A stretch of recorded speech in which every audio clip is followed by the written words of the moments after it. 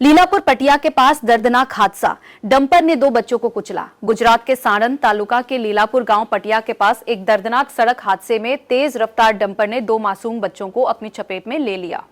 जानकारी के अनुसार दोनों बच्चे लीलापुर पटिया के पीछे वाले क्षेत्र से गुजर रहे थे, तभी तेज गति से आए डंपर चालक ने उन्हें टक्कर मार दी। हादसा इतना भीषण था कि दोनों बच्चों को गंभीर चोटें आई।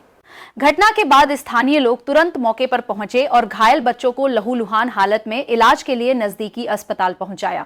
इस घटना के बाद क्षेत्र में डंपर चालकों की तेज रफ्तार और लापरवाही को लेकर लोगों में भारी आक्रोश देखने को मिला।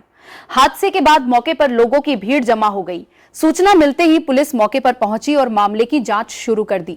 फिलहाल दोनों बच्चों का इलाज जारी है और उनकी हालत गंभीर बताई जा रही है। अहमदाबाद से संवाददाता भरत सिंह चौहान की रिपोर्ट। ઢોલાપુર થી લીલાપુરના જાહેર રસ્તા ઉપર 150 થી 200 છોકરીઓ લેડીઝ અને જવાની આ બધાને રાત દિવસ નોકરી કરવાથી 150 બમ્પર પૂર ઝપટે ફરે છે અને પૂર ઝપટમાં ફરતા ગમે તેને એક્સિડન્ટ, આ 3જો નંબરનો એક્સિડન્ટ છે। આ વાત કોઈ અમારી ગવર્મેન્ટ સાંભળતું નથી।